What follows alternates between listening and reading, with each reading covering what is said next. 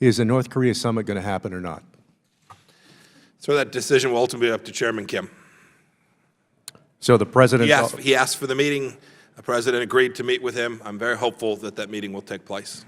You've been to North Korea twice and met with North Korean leaders to lay the groundwork for a nuclear agreement with Kim Jong-un. How do you define the denuclearization of the Korean Peninsula? Well, we've said complete. What does that mean?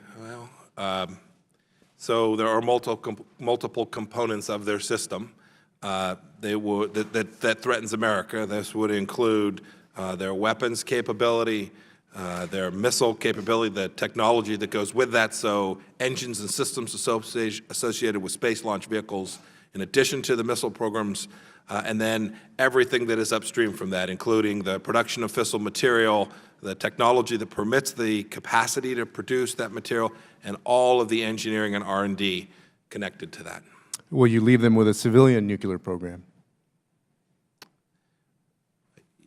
We've said that it won't be appropriate for them to have the capacity to enrich.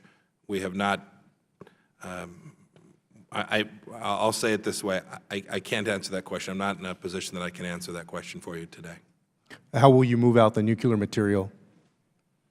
Well, there'll be long, hard discussions about how the verification of that work will go.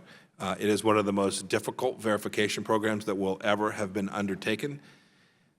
We have large teams already at work preparing in the eventuality that we are successful in negotiations so that we can achieve that.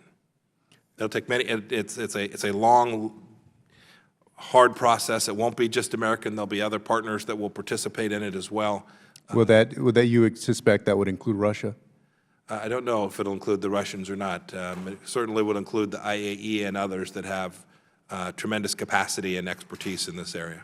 One of the things that has hurt this administration is that on any controversial issue of foreign policy and domestic policy often, but on foreign policy, you often get 2 or 3 or 4 different answers depending on who you're speaking to in the administration. That was certainly true when your predecessor, Rex Tillerson, was Secretary of State. So let me ask you, who is in charge of these negotiations? Is it you or Mr. Bolton? President Trump.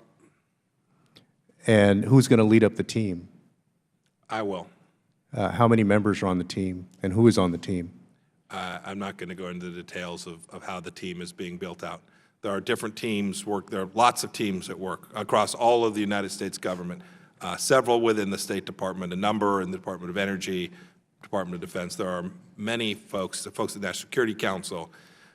There are large teams working not only on, I think your question was with respect to the negotiation, but there are lots of teams preparing for every element of our work on North Korea.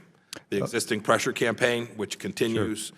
Our work to ensure that we're working alongside of our allies, the Republic of Korea, Japan, and China, to make sure that we're connected with them and developing a comprehensive strategy. There's a lot of focus on this summit. Well, I appreciate that. There's a lot of work to do. Well, let me ask you, I talked about getting different answers on very controversial and important and consequential issues.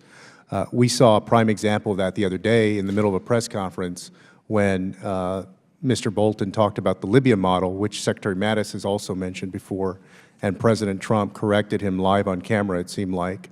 So let me ask you, since you're leading up the team, which approach do you take? Are you pursuing the Libya model that Mr. Bolton has mentioned, or do you think that's not appropriate here, as Mr. Trump has indicated? I don't think there's the distinction that you draw.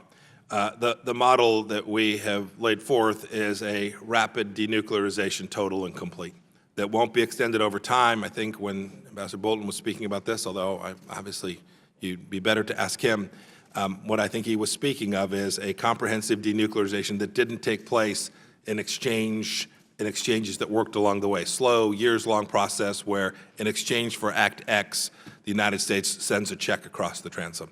Well, does that include... He spoke about that, he's saying that's not our model, and it is indeed not our model. But does that include helping to remove him 2 or 3 or 4 or 5 years later? We are focused on denuclearization. The President's made clear that we're prepared to provide security assurances in exchange. If we can get America's interests safe and secure, we're prepared to do a great deal to ensure that we get that. Thank you. I yield back.